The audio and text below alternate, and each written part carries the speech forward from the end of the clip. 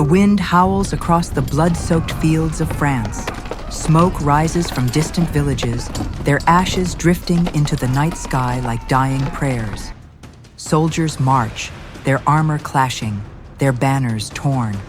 The 100 Years' War has ravaged this land for decades, and hope itself seems to be bleeding out of the soil. And then, from the heart of a small, forgotten village, a figure will rise. Not a king. Not a knight, but a girl. Barely a teenager, dressed not in silk, but in the rough wool of a peasant's daughter. She has never held a sword, never ridden into battle, never studied the art of war. And yet, this girl will one day stand before generals and kings, and they will bow their heads to her. Her name is Joan. History will call her Jeanne d'Arc. But in 1412, she is simply the daughter of a farmer, tending sheep in a quiet corner of Domrémy. The world does not yet know her. The English do not yet fear her. The French do not yet believe in her. Still, destiny watches. Centuries later, her story will be told as if written by fire itself, because this is no ordinary tale of war. This is the story of how a girl of 13 claimed to hear the voices of saints, how she dared to defy the greatest empire of her time, and how her courage lit a flame that could never be extinguished. Tonight, you will step into her world. You will walk with her through the meadows of Domrémy. You will hear the echo of bells in the distance, the whispers of voices only she could hear. You will march beside her into the siege of Orléans, where banners rise and fall, and arrows darken the sky. And at the end, you will stand in the square of Rouen, where the smoke of her execution drifts upward, and men whisper in awe. We have burned a saint. This is the story of Joan of Arc, a girl who became a soldier who became a savior, and a savior who became a legend. Before we begin this incredible story, I want to know, where in the world are you watching from?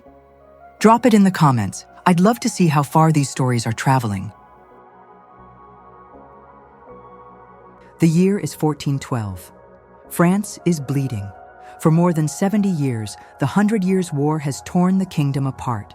Villages burn, kings quarrel, and ordinary people, farmers, children, mothers, bear the scars of a conflict they never asked. For yet in the eastern edge of Lorraine, far from the glittering courts of Paris, lies a quiet little village called Domrémy. It is here, in this humble corner of the world, that a girl named Jeanne d'Arc is born. Her father, Jacques d'Arc, is no warrior. He is a farmer, his hands rough from tilling the soil, his back bent beneath the weight of endless labor. Her mother, Isabelle Romay, is a woman of deep devotion, who teaches her children prayers as carefully as she teaches them to bake bread or spin wool. Their home is small, built of timber and stone, its thatched roof sagging with age. Inside, the air smells of smoke and bread, and the hearth glows faintly during cold winters. They own no riches, only fields, a few animals, and the resilience of faith. Joan grows up with her brothers, Jacques, Jean, and Pierre, and her sister, Catherine. Together they fetch water from the village well, gather firewood, and herd sheep across the meadows. Childhood in Domrémy is simple, but never truly safe. The shadow of war hangs over everything. French peasants live in constant dread of raids. Soldiers loyal to England and their Burgundian allies sweep through the countryside, torching villages, seizing crops, leaving only ruin. Children whisper about massacres, mothers hush them, but the fear lingers. Domrémy itself has not yet been destroyed, but its people live on the edge. Sometimes at dusk, villagers stand on the hills and see smoke rising from far-off hamlets. Sometimes they hear hooves thundering in the night and clutch their children close, praying the soldiers will pass them by. Joan absorbs this fear, but she does not let it control her. From an early age, Joan shows a devotion that sets her apart. While other children play, she slips into the small chapel of St. Remigius. There, on the cold stone floor, she kneels for hours, her lips moving in prayer. Lord, keep France safe. Lord, protect my family. Lord, end this war. Her mother, Isabel, often finds her there and smiles quietly. Neighbors shake their heads in wonder. That child, they whisper.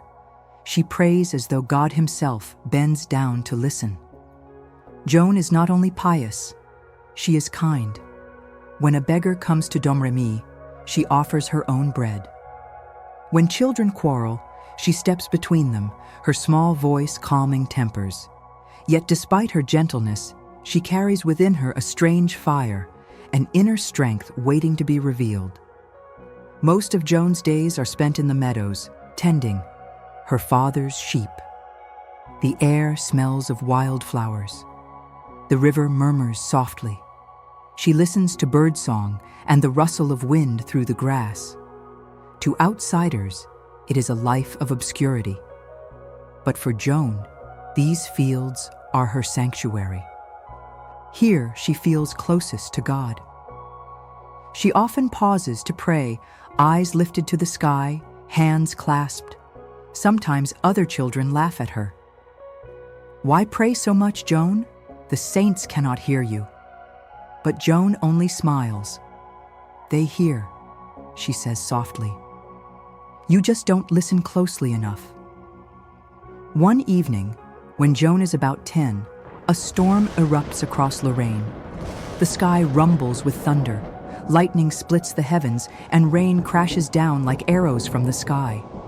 The villagers hurry indoors, latching shutters, whispering prayers. But Joan's gaze fixes on the hillside. Her family's sheep are scattered in terror, bleeding against the storm. Her brother Pierre shouts, "Joan, stay inside, it's dangerous." But Joan pulls free of her mother's hand. They'll be lost if I don't go.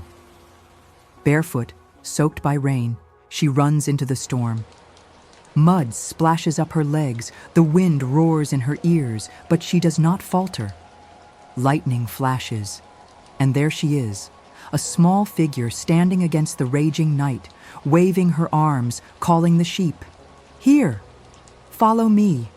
The animals cluster around her as though drawn to her courage. Slowly, patiently, she guides them toward shelter. By the time she returns, dripping and shivering, the villagers gape in silence. A child had done what grown men feared to do. They murmur among themselves. Such bravery in a girl so young? To Joan, it means nothing. She simply did what she thought was right. But to others, it feels like a sign. That night, her father scolds her. "Jeanne, you could have been killed." But Joan meets his gaze calmly. "If I had not gone, we would have lost the flock. Was I to sit idle while they suffered?" Her father has no answer. He only sighs, knowing his daughter's will is stronger than fear. As years pass, Joan grows into a girl of both gentleness and strength. She laughs with her siblings, sings in the fields, learns to spin wool and bake bread. Yet always, there is something set apart about her. She does not dream of marriage or courtship as other girls do. She dreams of peace. She dreams of France free from invaders. She dreams of something she cannot yet name, a destiny that stirs in the silence of her prayers. One evening, as the sun sets red over Domrémy, she whispers to her mother, "Maman, do you think God chooses people like us? Peasants?" Isabel strokes her hair. "Child, God chooses whomever he wills. Even the smallest flower can bring him glory." Joan nods slowly, her young face lit by firelight. She does not yet know how true her mother's words will become. Though still a child, Joan begins to sense that her life is not ordinary. There are moments, quiet, fleeting, when the world seems to pause around her. The tolling of distant bells makes her heart race. A ray of sunlight through the chapel window feels like a whisper meant only for her. She cannot explain it. She tells no one. But deep down, she feels it. Something is coming. For now, Joan remains just a girl of Domrémy, herding sheep, praying in the fields, playing with her siblings. But history waits at her door. The voices of saints are near, and soon they will speak. The afternoon was quiet. The sheep grazed lazily, their bells chiming faintly as a breeze moved through the meadow. Joan leaned on her staff, her bare feet pressed into the grass, her eyes lifted toward the drifting clouds. Then, silence. The kind of silence that feels unnatural. The bells stopped. The birds no longer sang. Even the rustling of leaves seemed to vanish, as if the entire world was holding its breath. A shiver ran down Joan's spine. She straightened, scanning the meadow. Nothing. No one. Yet the silence pressed in like a weight upon her chest. And then the light came. At first, it was a glimmer on the horizon, like the sun striking polished metal. But it grew, brighter and brighter, until the meadow was ablaze with brilliance. Joan raised her hand to shield her eyes, her heart racing. A voice spoke, "Jeanne." Her staff slipped from her fingers. The voice was not like any human voice. It filled the air, deep and resonant, and yet it seemed to echo within her own chest. Jeanne, daughter of God. The brilliance gathered and took form. A figure emerged, tall, radiant, clad in armor that shone like fire. His face was fierce yet kind, his gaze both terrifying and tender. "I am Michael, captain of the armies of heaven." Joan fell to her knees, tears sprang to her eyes. "My lord, I am only a poor girl. Why do you speak to me?" The archangel's voice rolled like thunder across the meadow. "Because France has need of you." The light shifted. 2 other figures appeared beside him, women robed in white, crowned with flowers. Their presence carried peace, but also gravity, as though heaven itself leaned close to earth. The first spoke, her voice delicate as bells. "I am Saint Catherine." The second smiled, her warmth wrapping around Joan like sunlight. "And I am Saint Margaret." Joan's breath caught. She bowed her head low, her hands trembly. "What can I do? I know nothing of war. I do not ride. I do not fight. I am nothing." Saint Catherine stepped closer, her eyes gentle. "You are chosen not for what you are, but for what you will become." Saint Margaret added, her tone steady as stone. "You must go to the Dauphin. You must raise his banner. You must drive the English from France. And you must see him crowned king at Reims." Joan's tears spilled freely now. "They will never believe me. They will laugh. They will mock me. I am just a girl. I am afraid." The saints' voices answered together, strong and unwavering. "They will doubt. They will scorn. But do not fear. God is with you." And then, as quickly as it had begun, the light dissolved. The meadow returned to itself, the sheep grazing, the birds singing, the bells ringing faintly. But Joan remained kneeling in the grass, her body trembling, her heart forever changed. That night, she sat silently by the fire, staring into the flames while her family spoke around her. Her mother touched her shoulder. "Are you well, Jeanne?" Joan nodded, but said nothing. How could she explain what she had seen? Days passed. She tried to ignore it. She tried to lose herself in prayer, in tending sheep, in her daily chores. But then it returned. The stillness, the light, the voices. "Do not delay, Jeanne. You are chosen." This time, Michael raised a great sword of light before her. The blade blazed like fire. "Strength will be given you, not by men, but by God." The saints stood at his side, their faces unwavering. "Trust," said Catherine. "Believe," said Margaret. The light faded again, and Joan, clutching her chest, whispered through her tears, "If this is your will, then let it be done, Umhagi." That day, she was never the same. Her prayers grew longer, her gaze fixed often on the horizon. She laughed less, spoke less, but when she did, there was a strange fire in her words. Whispers spread in the village. She is different now. She prays too much. Perhaps God has touched her, but Joan said nothing. She carried the secret alone, until one evening, unable to bear the weight, she confided in a friend. "I have heard voices," she whispered. The friend laughed nervously. "Voices? What voices?" "Voices from heaven," Joan replied, her tone calm and certain. "Saint Michael, Saint Catherine, Saint Margaret, they have told me what I must do." The friend's smile faltered. "And what must you do?" Joan's eyes gleamed with unshakable conviction. "I must save France." And thus, the child of Domrémy was no longer just a shepherd girl. She carried within her a mission, burning and impossible, yet undeniable. The voices had spoken, and Joan of Arc had listened. The voices had grown louder, clearer, more insistent. For months, Joan tried to resist. She prayed for the burden to pass, for God to choose someone else. But each time, the answer was the same.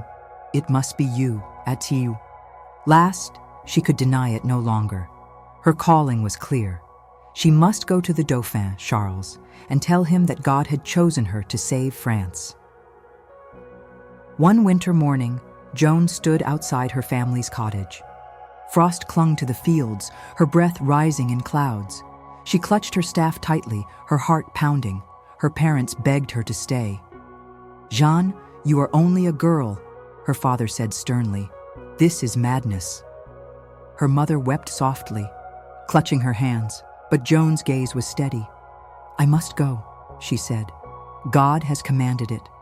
If I stay, I betray him." At last, with her uncle's reluctant support, Joan set off toward Vaucouleurs, where the local commander, Robert de Baudricourt, held court. When she arrived, weary from the road, she demanded an audience with Baudricourt. The soldiers laughed. "A peasant girl? She wants to see the Dauphin? What's next? She'll lead an army herself." Joan did not flinch. "Tell him," she insisted, "that France will suffer disaster if the Dauphin does not receive me. For God has sent me." At first, Baudricourt dismissed her as a mad child.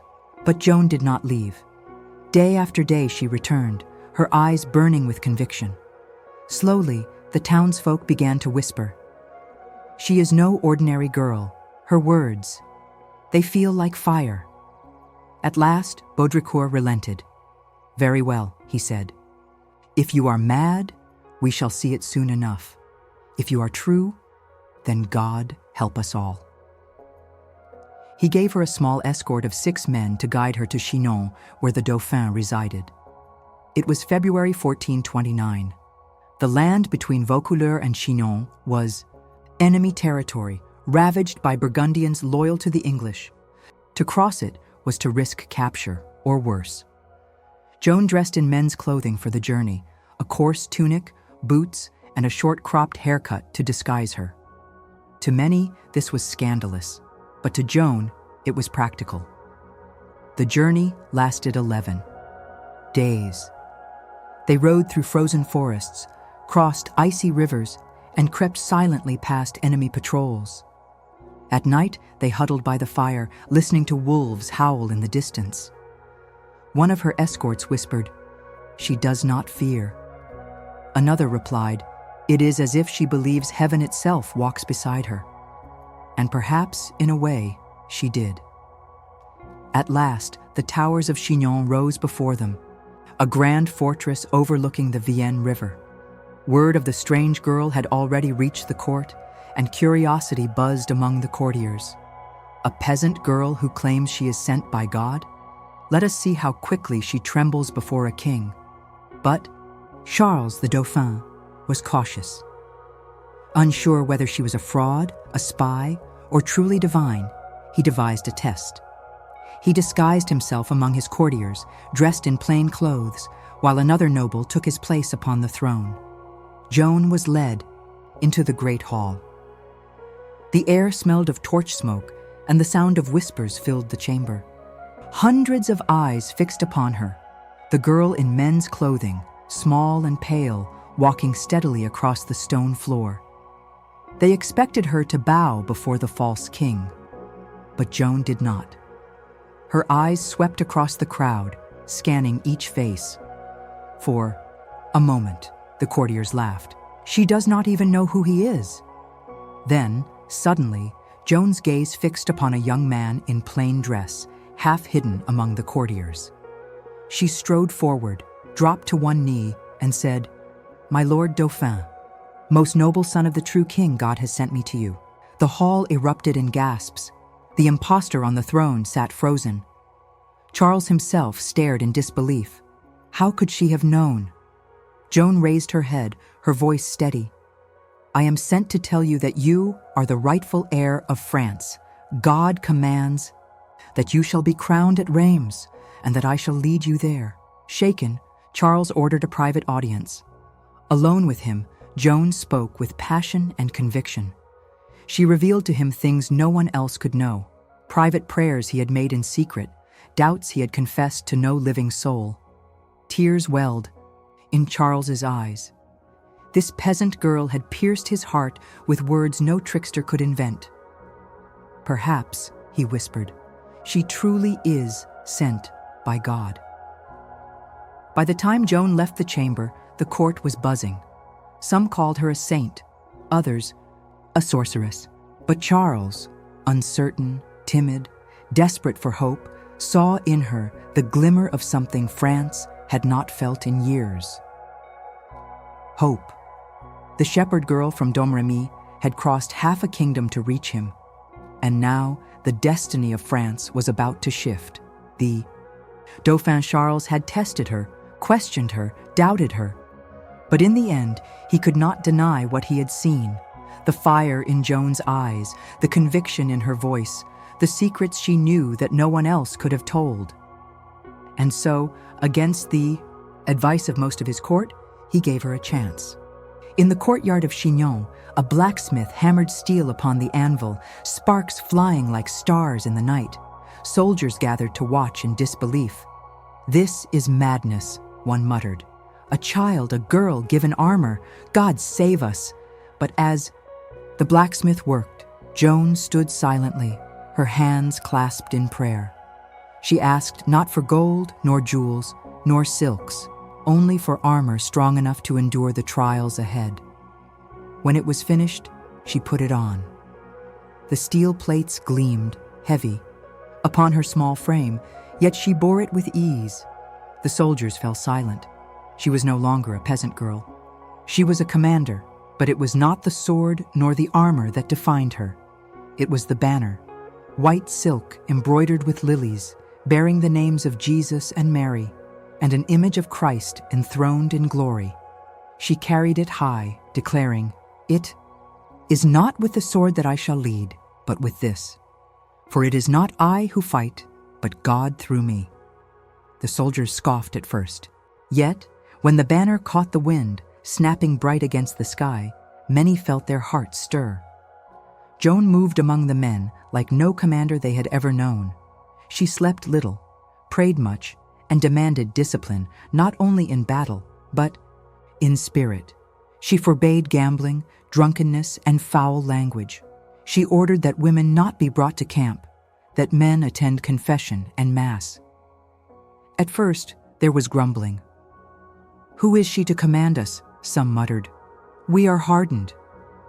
"Soldiers, we need wine and laughter, not sermons from a child." But slowly, something changed. The men noticed that when she prayed, silence fell. They noticed that when she spoke, even the roughest knight lowered his voice. And they noticed that somehow, in her presence, they felt less afraid. One night, as the men sat around a fire passing bread and sharpening blades, a soldier sneered. "She says God speaks to her. Perhaps he'll tell her where the English arrows will fall tomorrow." Laughter rippled through the group. But Joan, sitting quietly nearby, lifted her gaze. Her voice was calm. "Do you not believe God can guide us?" The laughter faded. Another soldier shrugged. If God is with us, he's been silent for a long time. Joan stood, her banner catching the firelight. God has not been silent. We have been deaf. But if you follow, if you fight with courage and faith, you will see his hand move again. I swear it. There was no reply. Only the crackle of flames and the uneasy feeling that perhaps she was right. Joan trained with sword and lance, awkward at first, but swift to learn. She had no desire to kill, yet she bore arms as a duty, not a passion. What mattered to her was the banner, the symbol of divine authority that rallied men more than any weapon. Knights began to ride with her, impressed by her courage. Archers practiced under her command, surprised at her discipline. Even seasoned captains admitted, in private, that the girl possessed something beyond skill, something that made men believe again. By the time Joan was ready to march, the army had changed. No longer a band of weary, faithless soldiers, but a host united by something unseen. When Joan rode through the camp, clad in shining armor, banner held high, the men did not laugh. They cheered, and for the first time in years, France felt hope. The city of Orléans was dying. For months, English forces had surrounded it, tightening their grip like a noose. Supplies were scarce, hunger gnawed at the people, and the French defenders were weary, their hope drained by endless defeat. The banners of England flew proudly around the city walls, while French hearts sank lower with every passing day. And then, word spread. A girl was coming. On the 29th of April, 1429, Joan rode into Orléans. She was only 17, clad in gleaming white armor, her banner high against the darkening sky. The citizens poured into the streets, their cries rising like thunder. Dieu. Sauvera Orléans. God has sent her. Old men wept, mothers lifted their children high, soldiers knelt as she passed. To them, she was not just a commander, she was a miracle. Joan dismounted, raised her banner, and spoke with a voice that rang across the square. Do not fear. The Lord has sent me to deliver you. The siege will be broken. And for the first time in months, Orléans dared to believe. Not everyone was convinced. The seasoned captains scoffed. She's just a child. What can she know of war? She'll lead us to ruin. But Joan confronted them boldly. You have fought for years and lost. Now it is time to fight with God's strength. If you will not follow me, then I will go alone, and the people will follow me. The silence that followed was heavier than any blade. At last, grudgingly, the captains agreed to march. The days that followed were filled with fire and fury. French troops, inspired by Joan's presence, launched bold attacks against the English fortifications. The English scoffed at first. A witch leads them, they sneered. She will burn, and her soldiers with her. But as the battles raged, they began to falter. Wherever Joan's banner flew, the French surged forward, their courage renewed. The decisive moment came at the fortress of Les Tourelles, the strongest English position across the Loire. The French launched their assault, but arrows rained down from the battlements, firepots exploded, smoke choked the air. Men screamed as ladders toppled and bodies crashed to the ground. Amid the chaos, Joan climbed one of the ladders, banner in hand. An arrow struck her shoulder, piercing deep. She cried out and fell. The French wavered. She is wounded. Retreat. But Joan would not yield. She tore the arrow from her flesh, fell to her knees and prayed.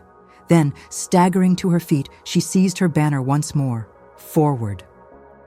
She cried, her voice breaking, yet unshaken. Do not flee! The victory is near!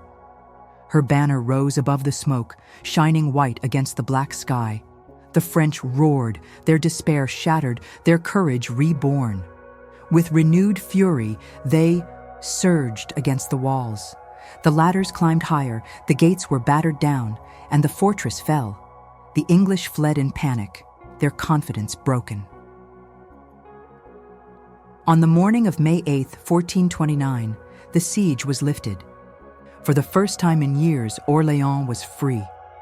The people flooded the streets, bells rang from every tower, soldiers embraced one another with tears streaming down their faces, and at the center of it all stood Joan, pale from her wound but radiant. With triumph, her banner unfurled. She did not claim the glory for herself. "Not I," she said, "but God has delivered Orléans." News of the miracle spread like wildfire across France.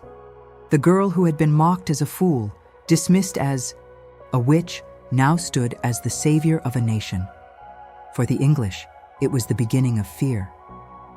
For the French, it was the rebirth of hope. And for Joan of Arc, it was only the beginning. The bells of Orléans had barely stopped ringing when Joan spoke again of her mission. "This is not enough," she told Charles. "God has commanded that you must be crowned at Reims." The words stunned the court. Reims was deep in enemy territory. To march there was madness, but Joan's conviction was unshakable. France will not rise until her king is crowned. Without the anointing, you are only the Dauphin. With it, you will be God's chosen king. Through towns and villages, Joan led the army forward. At every stop, crowds poured into the streets shouting, "Vive la pucelle! Long live the maid!" Some opened their gates freely, eager to join her cause. Others hesitated, but when they saw her banner, their doubts vanished. One by one, the strongholds surrendered, as if heaven itself cleared the path. Even hardened soldiers admitted it. It is not war as we knew it. It is as if she carries France on her shoulders. On July 16, 1429, the army reached Reims. The city gates opened without resistance. The people knelt in the streets, weeping with joy, as Joan rode through on her white horse, her banner high. Inside the great cathedral, preparations were made. Torches blazed, banners hung, incense filled the air. Charles, trembling, stepped forward. He was timid by nature, plagued with doubt all his life. And now, at the moment of destiny, he faltered. Joan placed a hand on his arm. "Do not fear," she said softly. "This is why God sent me, to see you crowned." On July 17th, the day dawned bright. The Cathedral of Reims thundered with the sound of choirs. Nobles, clergy, and soldiers filled the vast space, their eyes fixed on the moment they thought might never come. The sacred oil was brought forth, the holy chrism said to have been sent by God centuries before for the kings of France. Charles knelt before the altar. The archbishop anointed his head and with solemn words declared him King of France. The crown was placed upon his brow. At that moment, the people erupted. Bells rang across the city. Soldiers cheered. Voices rose like a storm. And at the center of it all, Joan knelt, her banner beside her. Tears streamed down her face. "My lord," she whispered, "your will is done." For the first time in decades, France had a crowned king. The Dauphin was now Charles VII, rightful monarch, chosen and anointed. The nobles who had doubted him now bent the knee. The soldiers who had fought in despair now shouted with pride. The people who had nearly given up hope now believed again, and all of them turned their eyes to Joan, the peasant girl from Domrémy, the shepherdess who claimed to hear voices, the maid who had led them through fire to victory.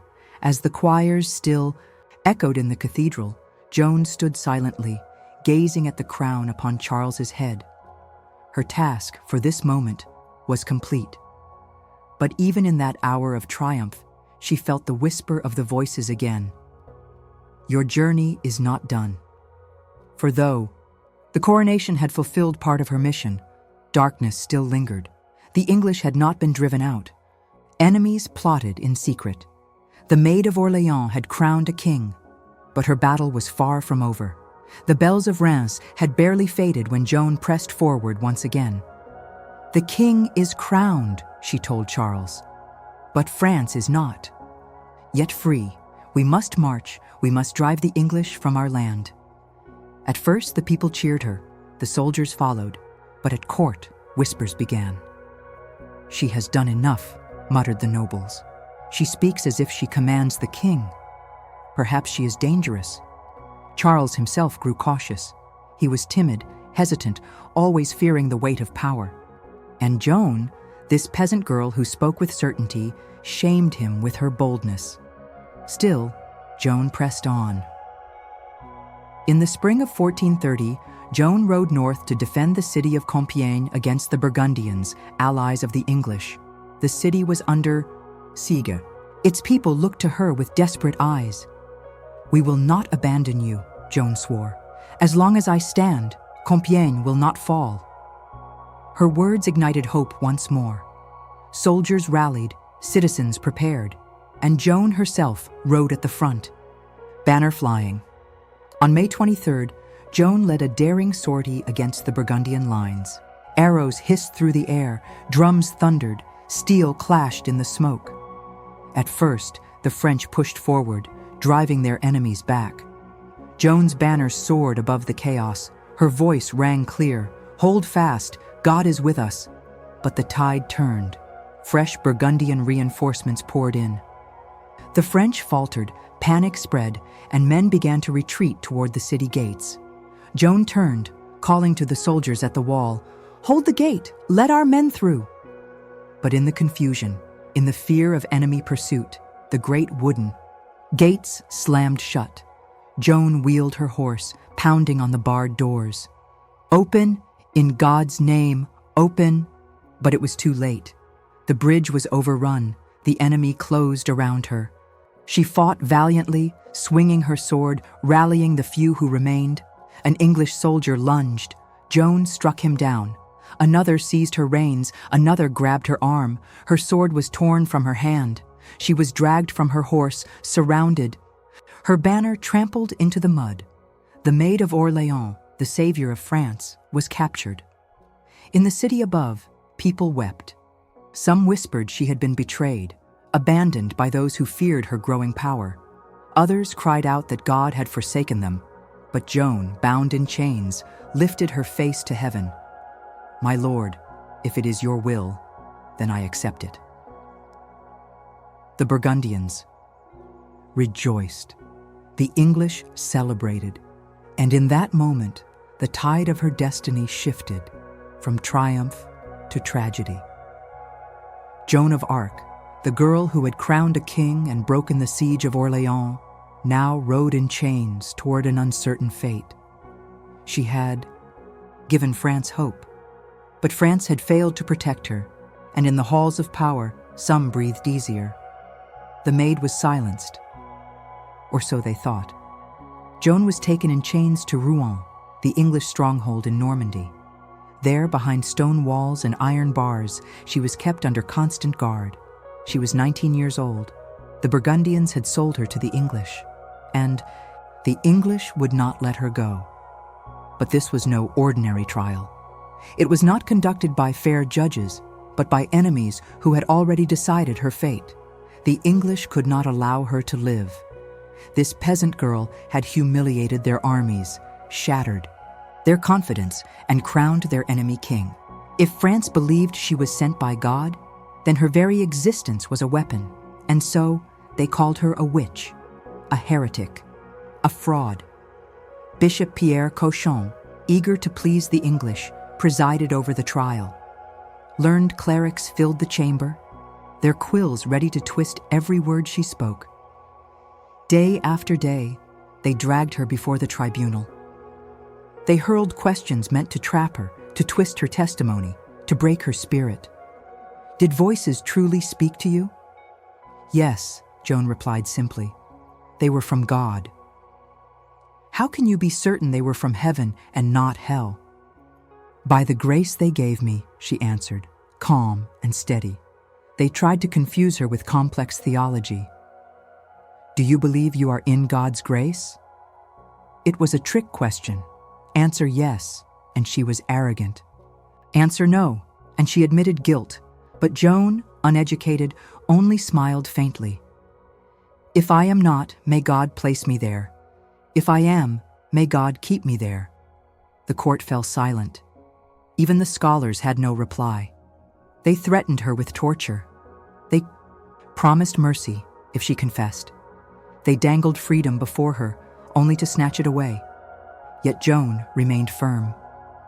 I did not invent the voices. I did not deceive. I obeyed God. At night, alone in her cell, she wept. She was only a girl, far from home, facing death, but even in her weakness, she found strength. My Lord, I am afraid, but I will not deny you. Witnesses later recalled how her answers amazed them. She spoke not with the learning of scholars, but with a wisdom beyond her years. One clerk whispered to another, "She has no education." And yet, she defeats them all. To the English, she was a danger. To the French, she was already becoming something greater than mortal, an emblem of faith.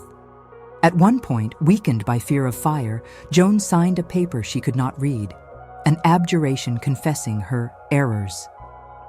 For a brief moment, her enemies rejoiced. But days later, realizing what had been done, Joan took back her words. "I retract," she declared. "What I said was not from my heart. My voices never deceived me. What I did at God's command." Her enemies smiled coldly. They had what they wanted. On May 29, 1431, the tribunal declared her guilty of heresy. The punishment was death by fire. Joan listened calmly, her face pale, her eyes steady. "I appeal to God," she said. And in that moment, even some of her judges shuddered. She had come as a girl from a small village, untrained, uneducated. She had stood before kings and generals, lifted armies, crowned a monarch. Now she stood before her accusers, a prisoner in chains. But though they sought to break her, they had failed. Her body was condemned, but her spirit was unbroken. The sentence had been given: heresy, witchcraft, death by fire. Joan was only 19. On the night of May 29th, Joan lay in her cell. Chains bound her ankles. The cold stones pressed against her skin. She knew dawn would bring her death. A priest came to hear her confession. She wept softly, but her voice was steady. "Father, all I did at God's command. If I have failed him, may he forgive me." She received communion, clasping the host with trembling hands. Then she whispered, "My Lord, I give myself to you.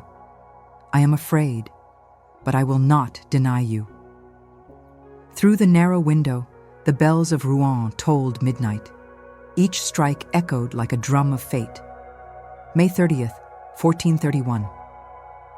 The city awoke to the sound of footsteps and whispers. Crowds gathered, filling the square where the stake had been built. Soldiers lined the streets. Joan was led out, shackled, dressed in a simple white gown. Her face was pale, but her eyes shone with a strange calm. The people gasped. Some jeered, calling her witch, heretic. Others wept openly. Women clutched their children, saying, "Look well, for today we see a saint." As Joan walked, she prayed aloud, her voice rising above the murmurs of the crowd. "Jesus, Jesus, Jesus." She passed by a young priest who held up a cross. "Keep it before me," she begged, "so I may see it until the end." He walked beside her, raising the crucifix high, never letting her lose sight of it. At the Guy marketplace of Rouen, the wooden pyre stood tall, stacked with kindling. The executioners bound her to the post with iron chains, the ropes pulling tight against her arms. A hush fell over the square. Joan lifted her head. Her voice was clear, ringing across the silence. "I ask only this. Pray for me. Pray for France.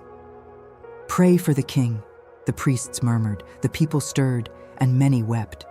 The executioner lit the torch. Flames crackled, smoke rose, the crowd drew back.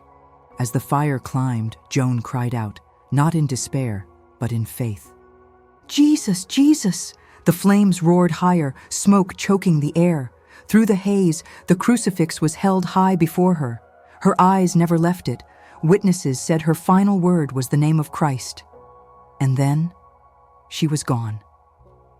When the fire died, down, the crowd stood in stunned silence. Hardened soldiers wiped their eyes. The executioner himself trembled, whispering, "I fear I have burned a saint." The English ordered her ashes cast into the Seine, so no relic could remain. But it was too late. The memory of her courage, her faith, her sacrifice could not be drowned. At 19 years old, Joan of Arc was gone. But in her death, she became immortal. No longer just the Maid of Orléans, no longer just the girl who crowned a king. She was a martyr, a saint, a legend. The flames of Rouen had taken her life, but the fire that burned Joan of Arc did not end in ashes. It spread through France, through history, through the hearts of countless generations. In the days after her death, France mourned. Soldiers whispered of her courage. Common people lit candles in secret, praying to the girl they already called a saint. The English thought they had destroyed her, but in truth, they had only given her immortality. Less than a year after her execution, the tide of the war began to shift. French forces, emboldened by her memory, pushed back against the English, and slowly, painfully, victory came. Charles VII, once a timid dauphin, now stood as king, and he owed his crown, his very throne, to the peasant girl from Domrémy. 25 years later, in 1456, the winds of justice turned. At the request of Joan's family, the church opened a retrial, this time free from English influence. Witnesses were called. Priests, soldiers, villagers, all who had known her testified. They spoke of her faith, her purity, her visions, her victories. The court declared her original trial corrupt, her charges false. Joan of Arc was exonerated. She was declared innocent. The church had burned her as a heretic. Now it proclaimed her a child of God. Centuries passed, but Joan's story never faded. She became a symbol not only of France, but of courage itself. In 1920, nearly 500 years after her death, the Catholic Church canonized her as Saint Joan of Arc. Bells rang across France once again, not in mourning, but in triumph. The shepherd girl who once tended sheep in Domrémy now stood among the saints of heaven. Today, Joan of Arc is remembered across the world. To soldiers, she is an emblem of courage. To believers, she is a model of faith. To the oppressed, she is proof that even the powerless can change history. Artists paint her. Writers tell her story. Nations honor her. And in every age, her voice seems to echo still. Have faith, be brave, stand firm in what is right, even if the world mocks you. From Joan of Arc, we learn, faith can give strength beyond fear. She was a child, untrained, unarmed, yet she led armies. Not because she was strong, but because she believed. Courage is not the absence of fear, but the refusal to be ruled by it. She was terrified, but she acted anyway. Greatness can rise from the humblest places. Joan was no princess, no knight, just a peasant girl. Yet her voice changed the fate of nations. Truth may be silenced, but it cannot be destroyed. They burned. Her body, but her story, her spirit, her example live forever. Joan of Arc's life was brief, only 19 years, but in that short span, she altered the course of history. From the fields of Domrémy to the throne of Reims, from the flames of Rouen to the altars of sainthood, her journey reminds us that courage can come from the most unlikely hearts. that faith can turn weakness into strength, and that even in death, a light can rise so bright that centuries cannot dim it. Joan of Arc's flame was never extinguished. It still burns in the hearts of those who believe in courage and truth. And here, on Multiverse CR, we keep those flames alive through stories that inspire, that shake, that make you believe again. So if you want to walk with us through the legends of history and the heroes of forgotten times, hit that subscribe button, because this is the Multiverse of Stories.